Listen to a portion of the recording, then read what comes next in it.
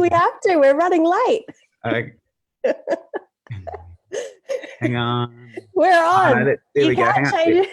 Yeah. Oh, okay. All right. Yeah. That's a There we good go. photo. That's a Max Ranchi photo. He's a great Yeah. photographer. Yeah, there we go. All right. Hey, guess what, Mike? We're actually live. Perfect.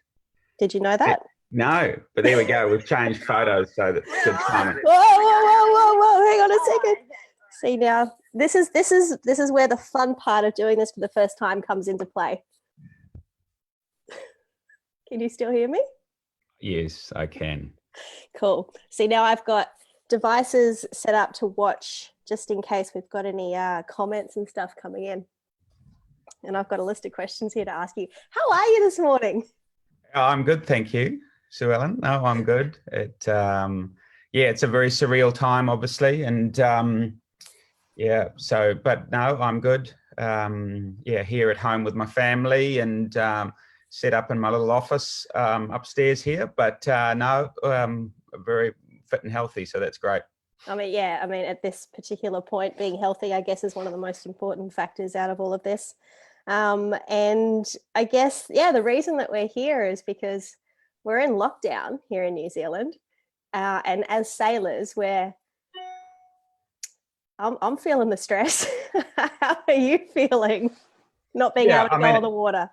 Yeah, it's a stressful time for lots of reasons. Obviously, there's terrible things happening with the virus around the world.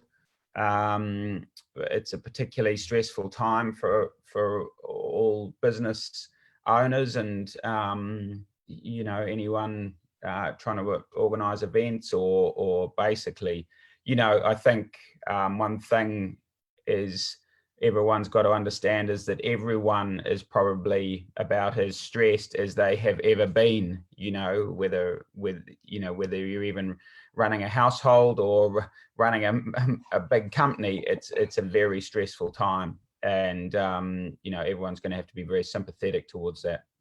Yeah, it is really hard. I mean, and it's all relative as well, whether you've got a company with 300 people or one person. I mean, it's all relative. And, we're definitely not immune to what's happened.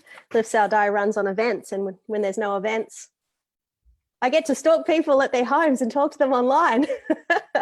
Yes. And, I think we're all going to, become very good at adapting to what is this new and hopefully temporary norm. With the biggest, I guess, fear of this current situation is nobody has any idea how long it's going to go on for, be it really long or really short. And we've all got this responsibility to stay at home and to break the cycle and to stop this thing spreading. And I think certainly in New Zealand here they've taken it very seriously. The government jumped on it pretty quickly, and we've just all got to do our part and make those sacrifices. Very true. But today is not about talking about the hard stuff that we're all going through. It's actually like going back and remembering all the good times, because I guess when you're so busy all the time, you actually don't ever get a chance to stop and reflect on how good things were. And I think this has given us a really good opportunity to realize that we're very, very fortunate as sailors and people who get to be on the water. And so speaking of that, first question for you, Mike Sanderson, how did you get the nickname Moose? I'd love to tell you a really exciting story about that. And, over the years, I've definitely run a few competitions and public speaking venues, asked people to come up with ways of, but the reality is when I was a sailmaking apprentice, a dear, friend of mine and colleague, Robbie Naismith, used to work with a guy when he was sailmaking in Sydney that used to look like me, that they used to call Moose. And that's, I'm afraid, as exciting as the story is. Oh, okay. You definitely need to come up with something better, because that's terrible. Yeah. I had a great story over the Christmas break, and there's a famous All Black New Zealand rugby playing All Black Robin Brooke, whose nickname is also Moose. And he had a much better story than me. So I of course knew who he was, and we'd always heard about this other moose which was hanging out in Auckland, and Auckland's too small for two mooses. Yeah. He said to me, "Well, how did you get your?" I told him my very boring story, and and he said, "Oh, well, what happened when he was in the line out waiting for the ball?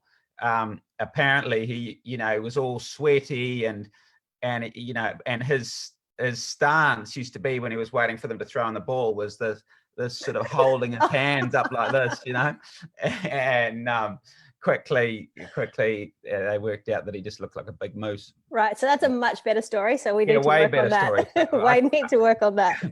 Unfortunately, I not an all black lock, and so I can't really steal his story, but I need to think of my own, which is more exciting. So maybe that's a good one. That is a good one. People watching to see if they can help me with my moose nickname.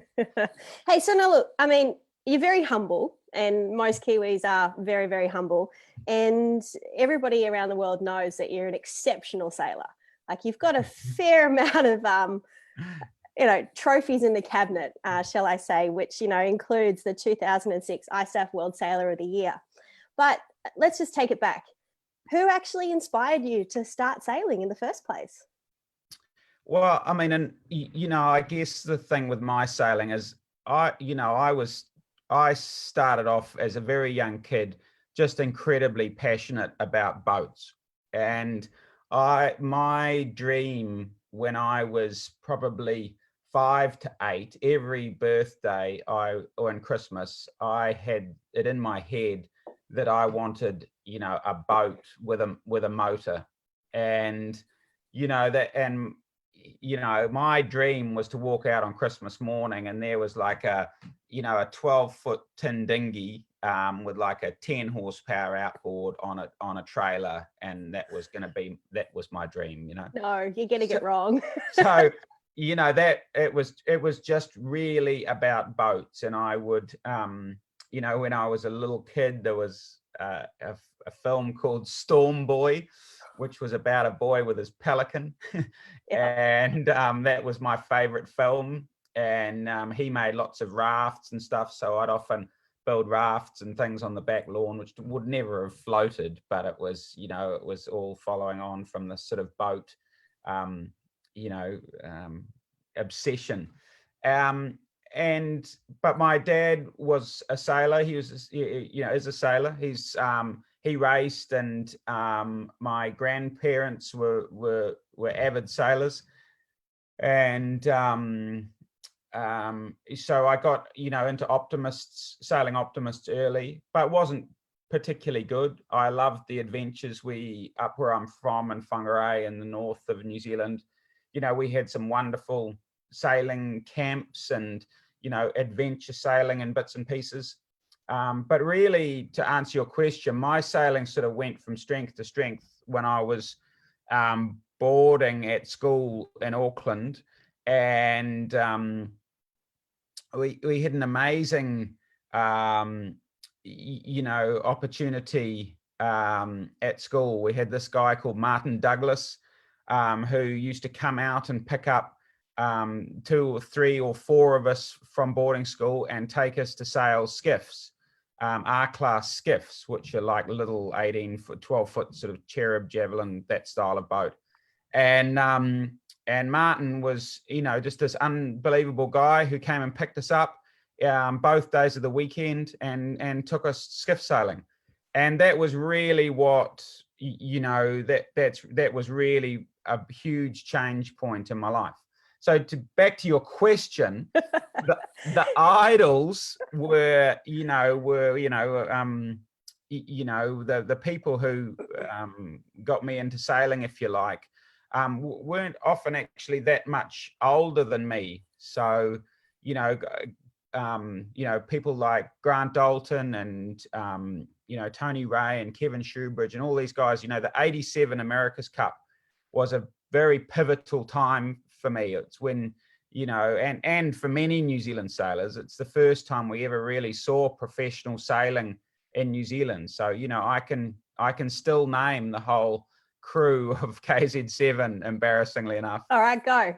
No, I'm not going to, because I'll probably miss someone, someone fun, but yeah, it's, all those guys, Brad Butterworth, Chris Dixon, Mike Quilter, Tony Ray, Simon Daubney, Andrew Taylor, Jeremy Scandalbury, Earl Williams, they were all, entrenched, in my teens, I guess. And, I've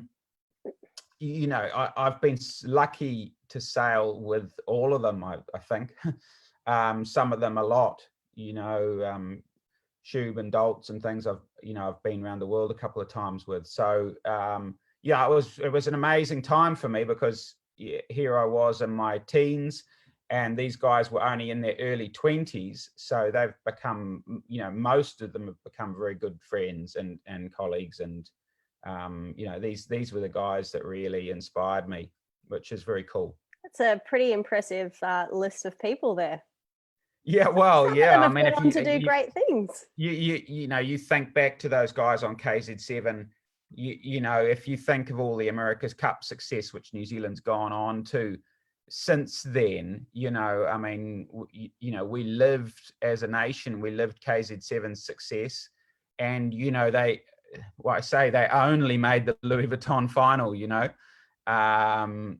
If you think back to how many times New Zealand's been successful since then in the America's Cup, which all obviously springboarded from then, it was an amazing time.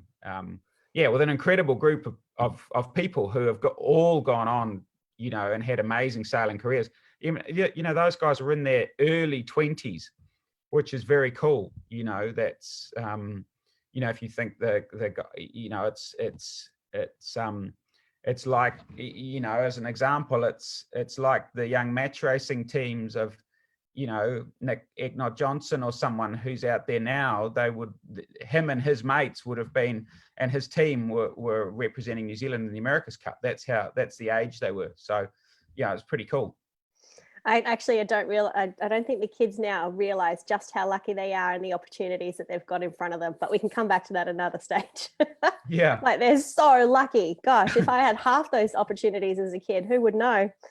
Hey, well, that was a very roundabout way of answering who inspired you to start. I can't even remember what the question was. So, yeah. Okay, all right. So here's what, and I think it's kind of fitting to the whole situation that we're in. If you could go anywhere right now, where would it be? Well, it's to be honest, it would be packing up my family, putting them in a car, going down to the boat, getting on it, and going out with my family and all my friends, and going cruising, and enjoying, interaction with other families and doing all the things which we love to do, as a big group. Human interaction, I think, is a big one. But yeah, for sure, all the things which we took for granted, being able to swim and play ball sports in the water, and teach people to water ski and windsurf and sail, and go for a sail in my VX1, or I mean, I even said to Emma, my wife, I can't wait to be getting in the car and driving to the airport and flying out to a regatta, because that means life's gone back to normal, and even right now, all sitting on the rail of a boat, hiking down, jammed in the back corner, it seems just so far away. And who would have thought that being crammed to the back of the boat with a bunch of stinky sailors would actually be one of our most memorable times? Yeah, I mean, there's just so many things which we just took for granted, that have now, instantly gone away. And I just can't wait to get back there. And we'll get back there. We will get to the back of the boat. The back of the boat is calling. We will get there. Yeah. Well, that means we're going fast downwind. So, you know, that's a good thing. And we've got to go upwind first. We've got to go upwind for about 1,000 miles. We've got to suffer. We've got to go through the pain, because we know that the downwind is going to be epic when we finally get to do it. Yeah, well, yes. I mean, why not just do the race like the Transpac though, where you just, you know, leave Los Angeles and then you finish in Hawaii and it's downwind reaching and running. So, you know. Oh, take me back to those days. Exactly. Right, moving on. Okay, here's a good one. Yep.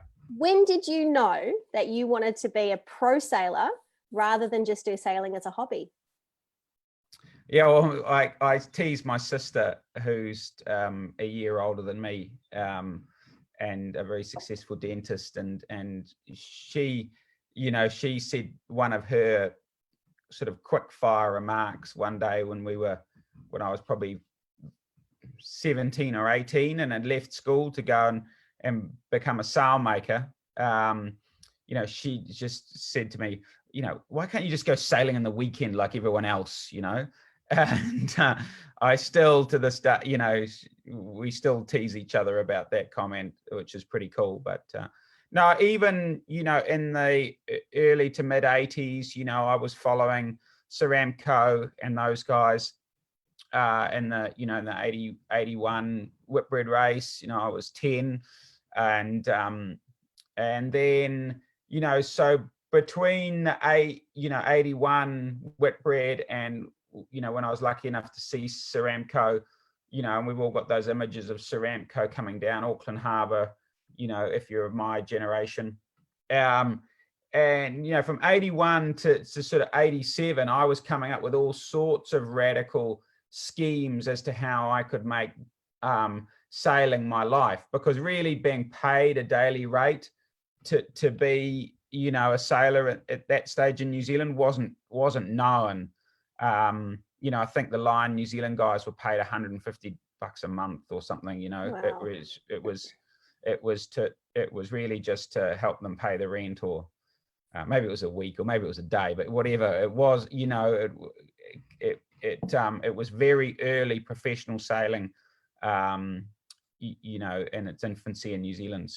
So yeah, I was trying to think of ways of provisioning boats and all sorts of things. You know, I had all these business models of how I could basically turn sailing into something which was my, you know, was my life. And you know, it wasn't really until being at school or being in secondary school, and they're working out that, you know, at that stage, so many of New Zealand's professional sailers had a sailmaking background.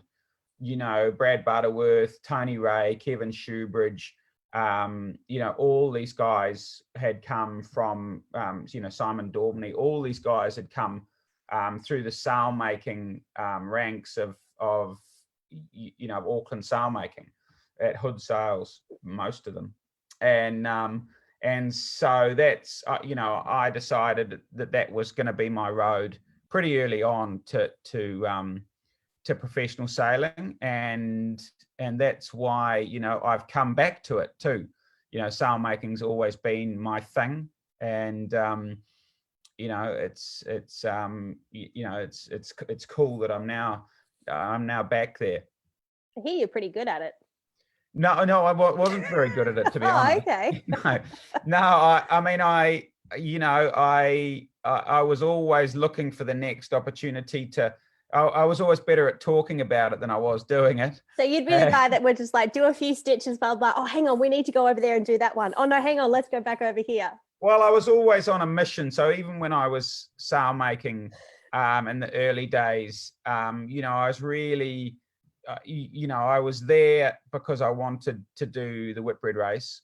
And so very early on, I worked out that, you know, repairing sails and being able to put things back together, and being able to recut, and sort of really understanding the art of sailmaking, and you know, how the rig works with luff curves and how broad seam affects luff curve, and you know, really trying to concentrate on, well, twofold, that I guess the art of making boats go faster, and also then the skill of putting blown out Whitbread sails back together downstairs on a boat.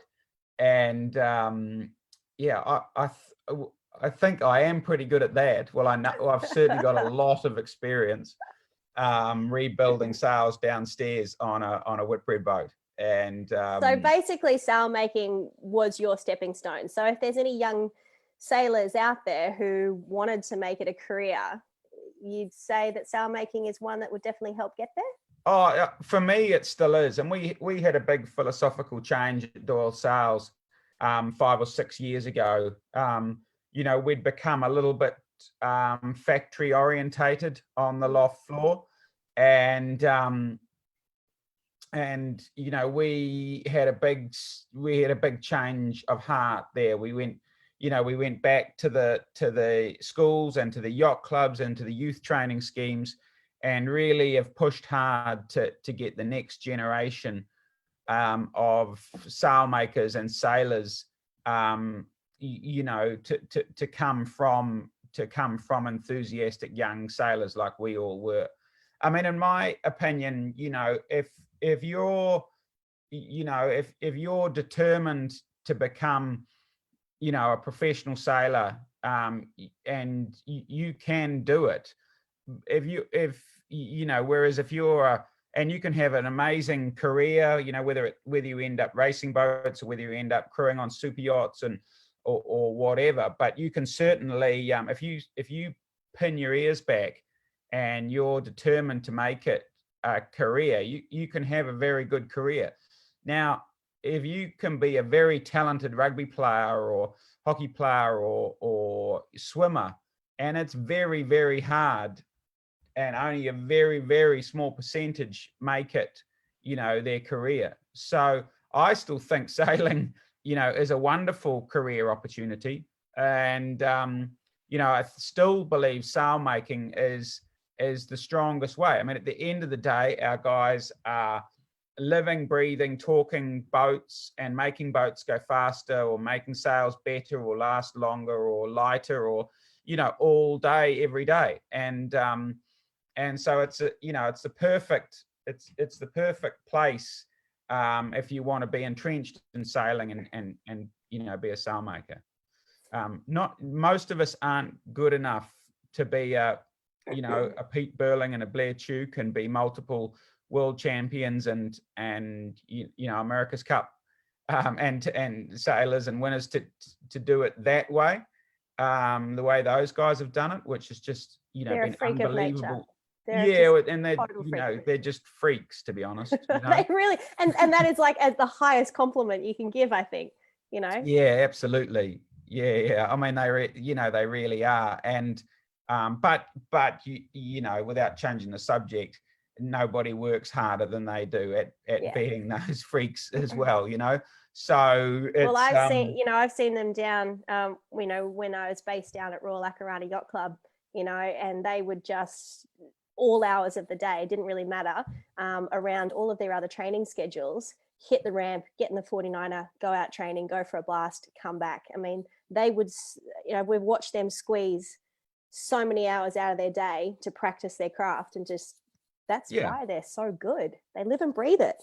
Yeah, they do live and breathe it, and you know, everyone, we all do at the limit that we can, you know. One day they'll have kids and homework and you know, life as and businesses as well, and but right now they're doing, you know, exactly the right thing and just living and breathing it 24/7, and you know, the results are you know, pretty good. Now, speaking of results, you're actually married to someone who is quite the successful sailor herself. And I've had a question come through. So for those that don't know, Emma Sanderson is the lovely wife of Mike Sanderson. And where's my little notes gone? Here we go. And Emma is a British yachtswoman. 2002, 2003, she became the first British woman and the youngest person to complete the round alone. And she was also a crew member during the 2001-2002 all-female Volvo entry AIMA Sports 2. Now, I've had a question come through on the text. Stand by. I know this was not in your pre-prepared list, Mr. Sanderson. Yeah. How did you meet Emma? Because she was quite successful. Yeah. You're very lucky. Yeah, I mean, to be honest, we've known each other for years. When we were on the dock with Merritt Cup, with Dolts and Tube and Low Life, etc., we were on the dock in Hamble in the UK, and there was actually Tracy Edwards' Royal Sun Alliance campaign was on the same dock at Hamble Point, and so we just hung out with those girls a lot. We were just we'd go to their parties, they'd come to ours. We were literally on the same dock for months. Them leading up to their Jules Verne attempt, and us leading up to the 96, 97 Whitbread race. And so yeah, we just became really good mates with them all. And that's when I met, Emma and Sam Davies and lots of the Emma Westmacott and lots of the girls who have gone on, they unfortunately they were ahead of what was then Peter Blake's record on actually the same boat as Enza, but then they dropped their mast in the Southern Ocean and had to sail the boat home under jury rig. So we followed them, we followed their progress as we were doing our Whitbread race. Emma and I kept in touch. We bumped into each other various times and over the years, and we're now been married for whatever it is, 13 years. I think you meant to know that number, Mike. Yeah, exactly. And got 3 lovely children, and the rest is history. So yeah. So with your kids, do all of your kids sail, or just 1 or 2, or? Well, my 2 older ones can, and they do. I guess, we like over enthusiastic sailing parents. We certainly, the 2 older ones, we got into it a bit too early, and my eldest daughter has pushed back in the fiercest way, and is an avid pony rider and just lives and breathes ponies. So she's thought of the most expensive, time-consuming sport that there is on this earth, and inflicted us with that. But sailing and ponies. Yeah. If I can get the 3rd one into motorsport, I've definitely ticked all the. So, you need one of them to be a golfer or a tennis player to pay for the other 2. Yeah, exactly. But no, I mean the kids are amazing. At adapting to water. We've lived and breathed boats obviously all their life. We've been lucky enough to have the same family boat for the last 11 years. So they, considering Millie, my eldest is 12, it shows that the kids are very much grown up with one family boat, and we're, famous for taking lots of toys and, windsurfers and bicks and slides and stuff away when we go cruising. So, we make it very, very boaty orientated. I mean, I got into my sailing at a high level late, and so I guess we've been very conscious of not trying to push the kids too hard, give them all the opportunities, but most importantly, make sure we don't put them off. I did a speech at the yacht club, at a local yacht club here, which we're family members of, and I was really racking my brains as to what could I talk about which wasn't sort of spoken about every year. And the kids don't want to sit down and listen to Whitbread stories or cup stories or whatever. Yeah, they do. Yeah, well, they've got new people to do that. Yeah. But so what? I was out for my morning run, and really that the thing which suddenly became glaringly obvious to me was nothing that we did with our kids at those yacht clubs over those following months, was going to make them be, a Pete Burling or a, Glenn Ashby or an amazing Tom Slingsby or an amazing, Olympian and an America's Cup Volvo sailor. But what we could do is that season we could definitely put them off. If we, so we could. There's nothing we could do which was going to make it happen, but we could definitely be responsible for making sure it didn't. That is so true, isn't it? Yeah, and I think that's, as parents and as sailing coaches, and that's what that is our responsibility until they're 15. I don't know. It's definitely older than we've all assumed, Yeah, So I mean, I can say that. I mean, I can't count on two hands how many times I've actually quit sailing because I either disappointed my coach or disappointed my dad or just had a really, really shitty day out on the water. And I was like, that's it, I'm done. I can't do this anymore. Yeah. And then the next day you come back and you have a glamour day and you're like, oh my God, I love this. This is so good. This is where all my friends are. I love being here. But yeah, it's, gosh, yeah, and that's decisive. It's a love-hate relationship, I think, a lot of the time. Well, yeah, and especially if you're 10 years old, obviously it's it's just easier to not do it.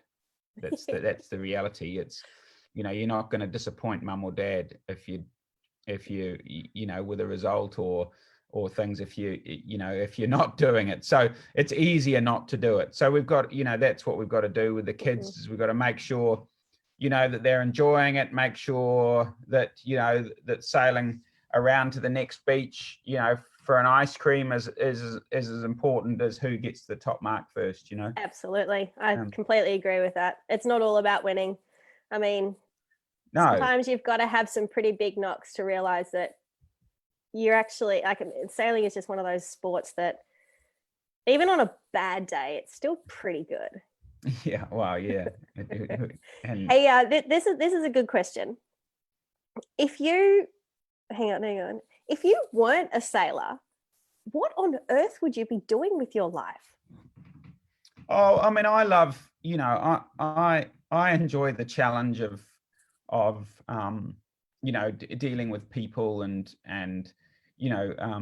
any sort of opportunity to work with people to get the most out of them, and so that's my passion. That's what I love about sailing is the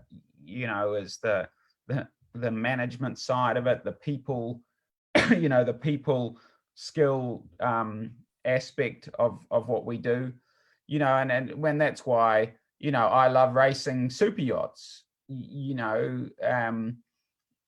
getting Aquarius or Marishar or Alfie or one of these big, beautiful pieces of machinery around the track as efficiently and safely and enjoyably as possible is an amazing challenge. And I find that often as much fun as coming roaring into the bottom gate with 5 Maxi 72s all overlapped and stuff flying everywhere. So it's a different challenge. Yes, on Aquarius we might be pulling the Jenica down 4 minutes from the bottom mark, and Bellamento we're pulling it down 4 seconds from the bottom mark. But still, if we're late, we're late, and if we're not going to get the overlap, we're not going to get the overlap, and if we're not going to have a tidy exit, we're not going to have a tidy exit. So all the same things are still relevant and important, and all about timing and management. And so to answer your question, I would definitely do something which was working with people to create a platform for them to do their best work. Which leads me into something else. I've had a mutual friend of ours send in this. I first met Mike in 2006 at the Maxi Worlds.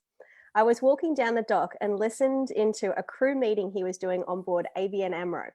I couldn't help but stand there and listen to what he was saying to his team. He was really giving them shit. He was giving, as in, guys, I need more urgency around the marks. I really liked that because there was no sugarcoating. It was pure business. And he was my hero in the late 90s because of his leadership. And I think that goes to what you've just said. You'd like to be involved in the background if you weren't sailing yourself, you know, in the management and the leadership. But yeah, the question that this person has asked, yeah, where do these leadership skills come from you? I was always very lucky, through my whole sailing career. I've been so fortunate with who I've been, given the opportunity to share boats with. And you've got so many different skill sets, and every time I sail with someone, I try and pick up bits of what their greatest attributes are, and I think you've just got, that's what you've got to do. You've got to be I guess humble and understand that everyone's, you can learn something off everyone, whether it's how to do it or how not to do it. And if you just pick up all those little bits and then try and morph that into your own style, and you're consciously looking for what you think works well for them and consciously noting what you think doesn't work well for them, you're learning literally every day.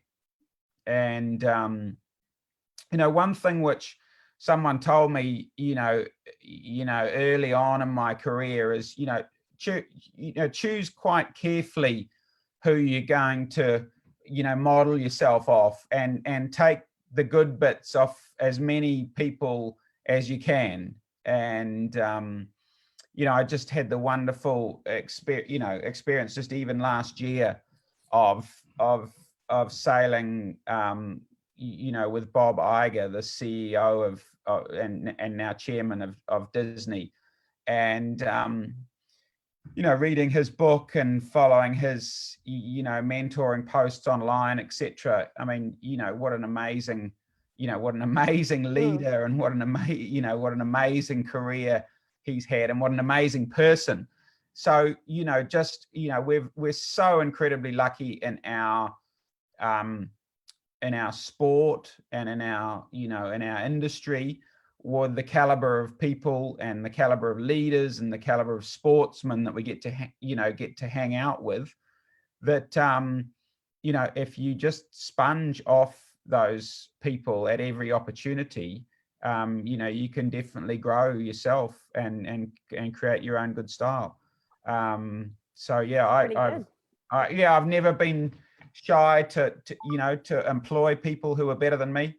I think that was, we proved that with ABN way back. I was only 34 years old when I was given that opportunity, which is young. And I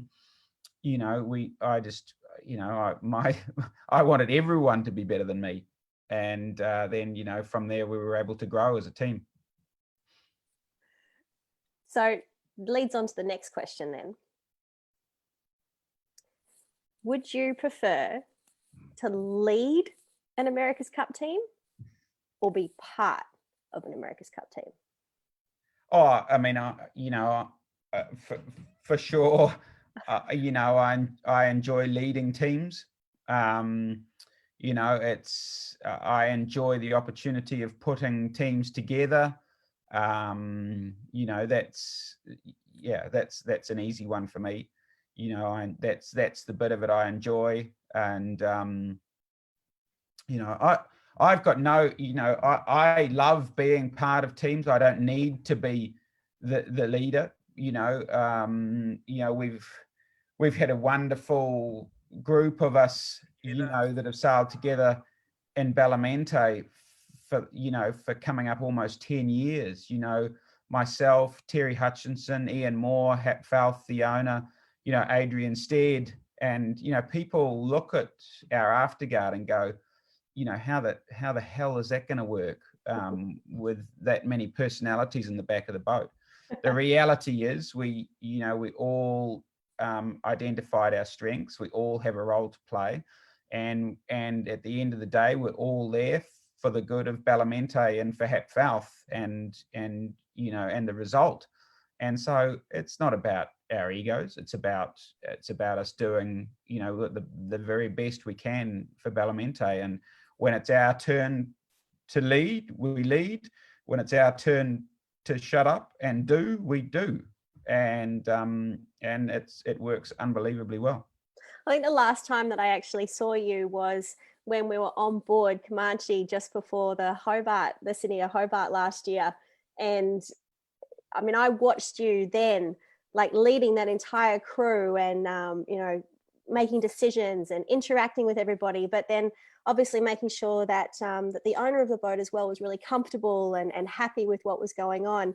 And you were telling all the guys up in the bow, this is what you wanted. And then you were relaying things back to the back of the boat. I mean, I watched firsthand your skills and your leadership, and it was outstanding.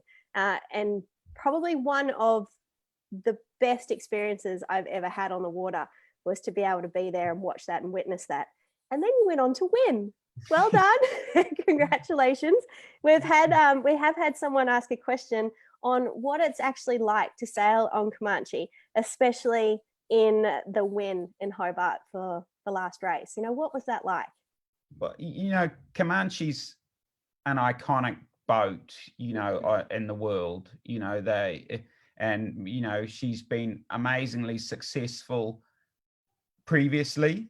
And whenever you get on one of the and a part of, I guess, an ongoing legacy like Comanche is, or Marishar is, or these famous boats, that have had you feel a strong air of responsibility, and to the team and to the to the boat, to the legacy of the boat, and to obviously to the owners and things. But so yeah, you've just got to do it how how to do it, and you've got to have a great understanding with the skipper and with the owner and on what and a great mutual trust there. You've got to be very responsible for the power, and you've got to be a couple of steps ahead. The reason we short tacked out of Sydney Heads, with a J2 jib on, which was never going to mean that we were first out of the heads, and we had sails in the back of the boat so that they were legally there for when we had 12 hours of heavy running. For a short-term loss and a not very flattering exit of Sydney Harbour, 45 minutes later we're in the lead and perfectly set up, and the boat's beautifully balanced and good to go. So it's Comanche's an amazing beast.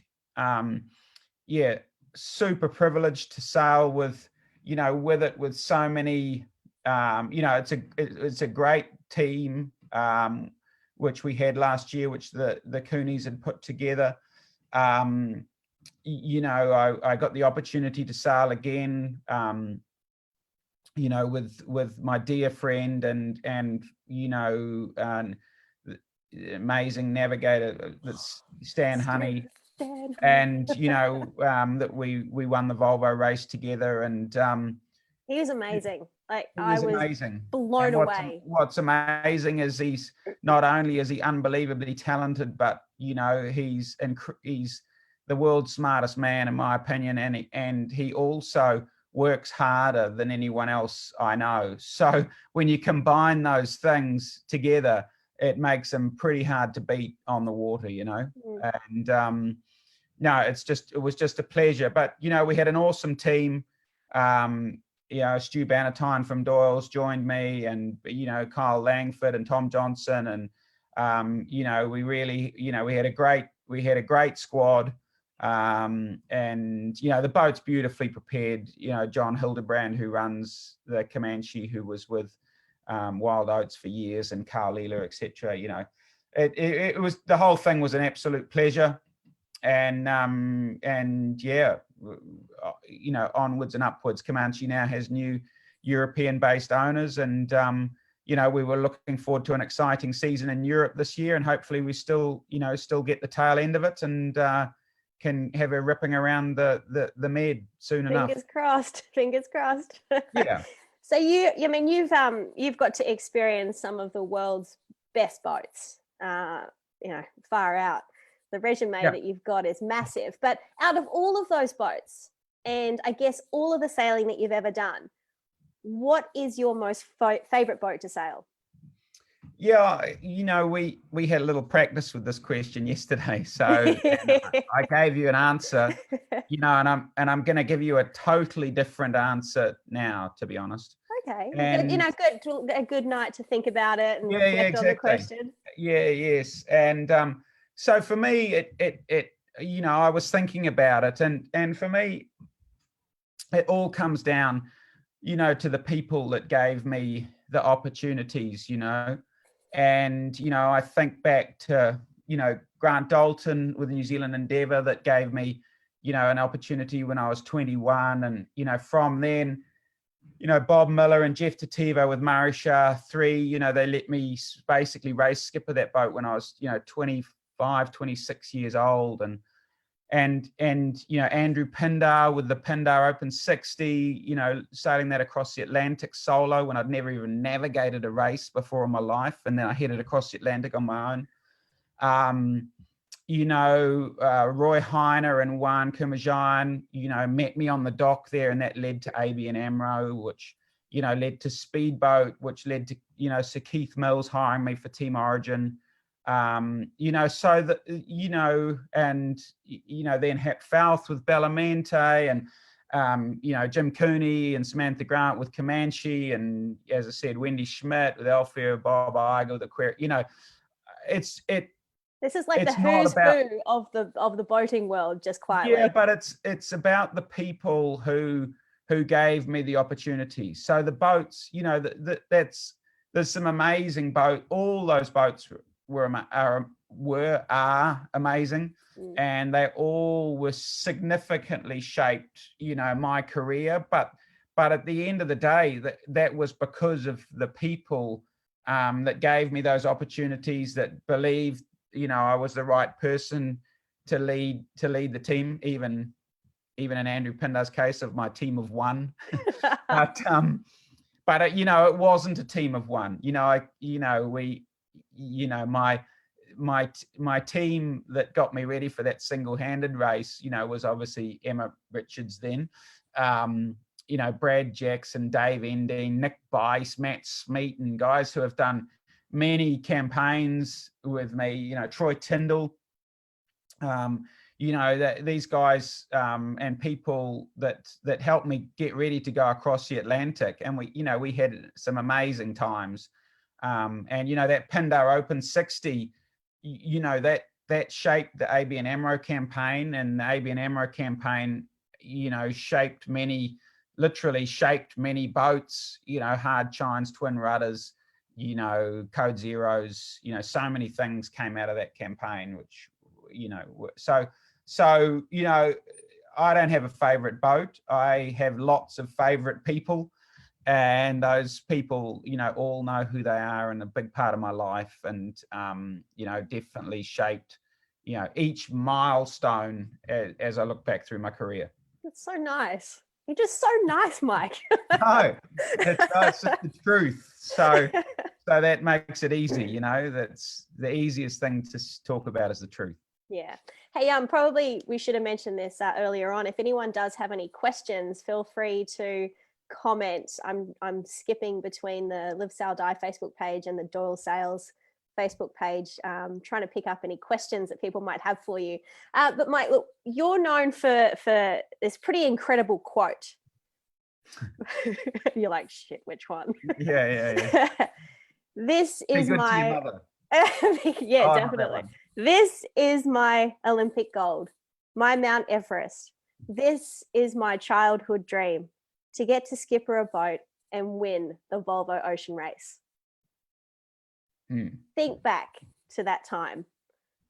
Do you get do you get a little teary? Do you get like a little, oh my gosh? Yeah, it's still, it makes me goosebumpy. It did, even just, you reading it then. It's it's the most amazing, it's the most amazing time of my life. We'd sailed across the Atlantic in ABN AMRO with, one of the tightest crews I'll ever be a part of. They've all gone on to be lifelong friends, and their families are friends, etc. We obviously had the terribly traumatic and sad and most devastating, thing that's happened to me in my sailing career, with the loss of Hans Horowitz, from our team during that leg. We sailed into Portsmouth, knowing that our teammates had lost Hans, and had also, while they had Hans on board, had stopped and picked up the crew of Movie Star, with Bow Becking and Andrew Cape and Chris Nicholson and Stu Bannatyne, and lots of my dear friends on board. We sailed into Portsmouth.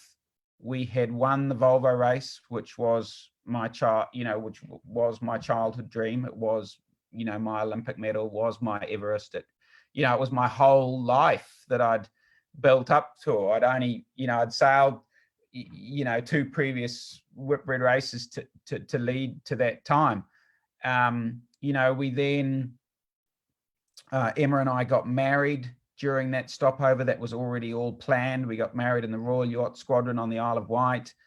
We got up at 6 o'clock in the morning and flew in a chartered plane on our wedding morning to Hans's funeral in Holland. We got back the next day for the import race, which I had my 35th birthday, which we won. We then started the next leg. So this was all in about a 10-day period. So, it's the most amazing, it still does, bring a tear to the eye and goosebumps down my back. It's, it's a very shaping time of my life, and lots of us that were part of, that campaign and even the sailing world at that time, and I remember hearing the news, and I had met Hans in Melbourne at that stopover. Right. Yeah. And what a fantastic human being, and so lovely and happy. And even though I'd only met him once, when I heard that news, I remember how I was pretty emotional. It was the sort of the first time that I'd experienced meeting somebody who unfortunately didn't get to finish the race and didn't get to come home. And obviously, young family, and it really was a devastating situation. So on so many levels, that Volvo win was, and that time of my life was unbelievable. Do you think, is that your proudest sailing moment, winning the Volvo? For sure. Yes. And it has to be. That's that. And Yeah, and just just to have the privilege to be a part of that team, to have been a part of shaping that team. The fact of how much of it we did, as a team. How brave we were with decisions, and how we believed in what we were doing. Um, you know, we were a pretty young team, and probably there was a hint of, we were just going to go down one path, and we believed in it. I'm super proud of that time. We did a lot right. We did we did a lot wrong as well. But we didn't do anything wrong twice, as far as I can remember. We certainly were good at learning, from our mistakes, and trying to be better next time. Be better is a common theme that I always hear. It's especially when I get off the water. So, well, and you just need to be better. Yeah, I mean, I think we one of the things I'm probably most proud of, in that race and in that time is, we really did try and be very fair competitors. We were, we tried to be good sports. We tried to be great ambassadors for the sport, and we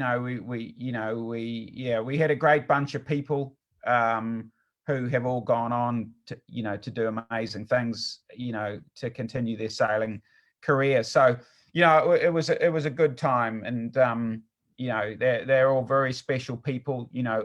All of the ABN AMRO 1 crew were my groomsmen at Emma and my wedding. And so we've got an amazing photo, on the wall here at home of Emma and I, and then the guys in this triangle behind us. And, Please tell me you didn't wear your ABN AMRO crew kit to the wedding. No, the green and yellow didn't quite, wouldn't have made for great wedding photos, although they say yellow's great. Sorry, I have to stop you because you talk a lot, Mike Sanderson. Yeah. Well, we can wrap it up then. No, I've got questions. What is the best advice that you've ever been given, and by who? Oh, I couldn't pinpoint it down to one, to one opportunity. If I had to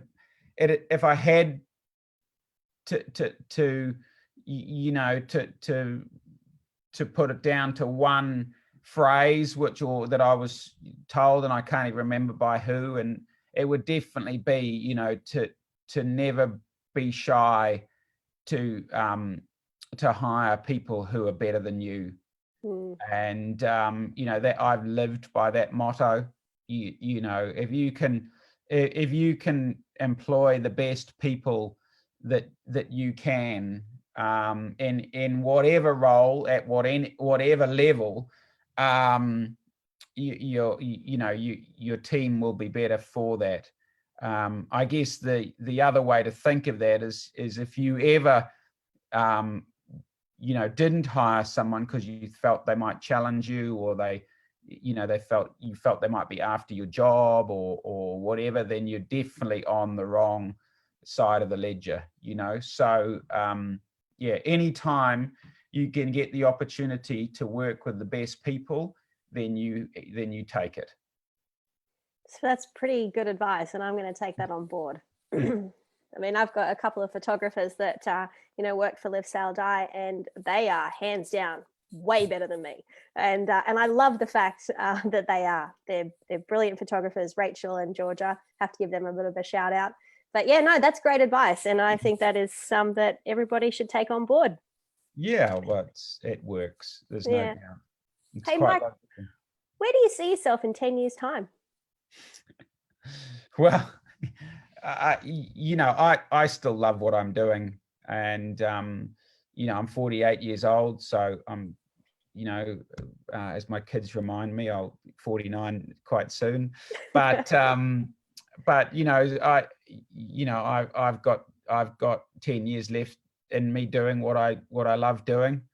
I do still love sailing. I still, my friends and colleagues still joke that I'm still very happy to get in a boat after work and go sailing on a Wednesday night race, or even just go for a little sail on a dinghy, whenever I get the chance. So, I love sailing. I love making boats go fast. I love sailing with people.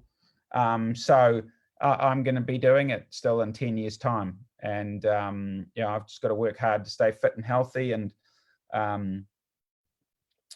be able to keep doing it. Can you come with me on my M class and help me go faster, please?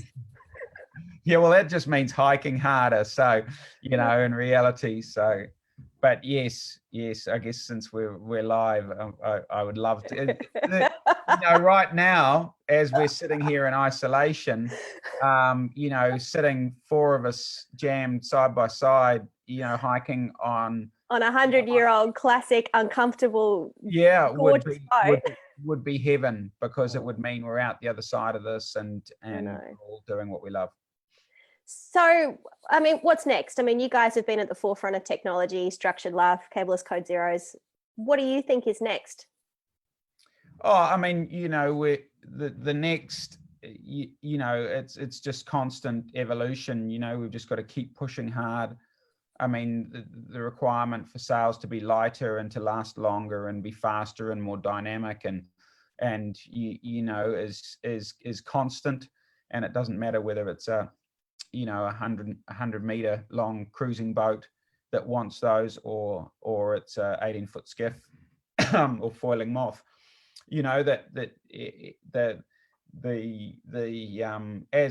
the tools are growing, and as we're learning more about how to make sails more dynamic and how the interaction between rigs and foils and new hull shapes and things, it's an incredibly exciting time, and we've just got to get through this COVID-19 and get back on the horse as quickly as possible. Yeah, and, actually, we're using the time well. All our projects, new build projects are still in full flight. And design studies are still in full flight, and yes, people are working from home on all those projects, but I think sailing's going to be a great springboard and a great way for the world, those of us that are involved in the sport, to get life back to normal. And we've got a great opportunity, hopefully at the end of the year, to spark up some regattas at the tail end of the Northern Hemisphere summer, and hope that's when we're all able to get back into it. I mean, I was pretty excited to be heading to America this year for the New York Regatta and the start of the Newport Bermuda for Doyle Sails. And I was pretty gutted when I heard that those events were cancelled, but I'm sure as the year goes on, we're going to have plenty of opportunities to get back out in the water. Fingers crossed anyway. Yeah, absolutely. I think, all of us have, anyone who has any influence, I think if they can, get events and yacht clubs and regatta organizers to just take a few deep breaths. I mean, it sort of almost seemed fashionable, and sociably the responsible thing to do, to come out in a rush and cancel your regattas. But if anyone's listening that has any influence on any of those regattas, let's make sure we're just canceling things as we need to. And it's, if we can leave hope, for for 3 months time, 2 months time, whatever the requirement is, for people, let's leave that hope there as long as possible and make the hard decision when we're actually on that critical time. But yeah, let's not rush out and cancel everything. Yeah, it's a tough one. I mean, I've actually got a bucket of salt water out there that I'm going to throw on myself just to imagine the feeling of being back out on the water. Yeah, wow. Hey, Mike, I think this has been fun. This is the first time that we've done this in this live chat, and I don't know, I think it's gone quite well. What do you reckon? Yeah, no, you've always got good questions, Suellen. So it's about, you know, I think any of us love doing these chats when, you know, when they're good questions and, you know, that extracts the good answers. So no, it's been a pleasure as always. And, you know, it's, you know, definitely accessible here to, you know, to talk to people, you know, about projects and their sailing and bits and pieces. It's, you know, we definitely, as a community and as an industry and as a, you know, as a sport and a pastime, you know, it's time for us to all band together and do what we can to get safely back into it as soon as possible. Yeah, I 100% agree. And while you were first cab off the rank, being the CEO of Doyle Sails, do you want to know who we've got up next? Do you know who we've got up next? Well, I hope, you know, I know who we have up next. Yeah, well, I hope you know who we've got up next. But yeah, we were talking about getting, you know, Chris Nicholson and Stu Bannatyne in the chair.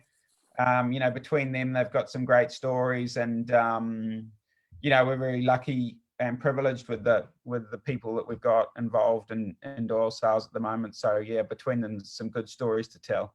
Well, we do. We've got, I think we're scheduling it for Tuesday morning at 9 o'clock around the same time. Stu Bannatyne and Chris Nicholson. And we're going to spin a few yarns with those guys. And I am determined to get a screenshot of Stu Bannatyne smiling. Yeah, there you go. That's my goal. To get that. The quiet achiever. I'd say Nico will have some good stories, which will extract a smile out of him. They've sailed around the world a couple of times together, obviously movie star and camper, and so there'll be some pretty good stories there. I might just like get the ball rolling and leave them to it. Who knows where that might end up. Yeah, get Stu talking about his bathroom attributes when at sea, and that'll always extract a few stories. Rightio. Okay, we'll leave that one there. Yeah. Hey, Moose, thank you so much for launching these Doyle live chats on Live Sail Die and Doyle Sails. I've had fun. It's been great, you know, sort of learning. I mean, I know who you are on the water as a sailor. You're this exceptional human out on the water, but it's also great to know the man behind the brand as such. It's been an absolute pleasure, and you guys are doing an amazing job, you know, for the sport and with everything you do to make it fun and bring it, you know, bring what we love to everyone. So thank you very much from us all, and yeah, it's been an absolute pleasure as always, and look forward to seeing you back out there. And even if that does mean I've got to come and hike out the Emmy. You heard it here, everybody. To all my Emmy sailors who are watching and listening, Mike Sanderson is going to come sailing on Matara. There we go. There we go. It's a deal. It's a deal, and it's recorded now. It's live. It's on the internet, so you can't back out. I'll need to let Joey Allen know, actually, because I think he'll be quite disappointed if I bump him for you. So no, we're not. Yes. What about the two of you? What about the two of you at the same time? I want to come when Joe's there. We've sailed. We've had a bunch, you know, we've had some fun on the water together, and got some good stories, some good Young 88 stories, which is a New Zealand one design keel boat, and which involves a sledgehammer to try and move a mast base and all sorts of things. So let's get Joey on there the same time, and that'll be fun. Joey. I reckon we get Joey on here for a yarn as well. I think that'll be fun. Exactly. Absolutely. Awesome. Hey, right, Mike, you enjoy the rest of your day hanging out in isolation with your family? Thanks very much, Suellen. Thanks, everyone, and we'll speak soon. No worries. Thanks, Mike. Cheers. Bye-bye. Bye.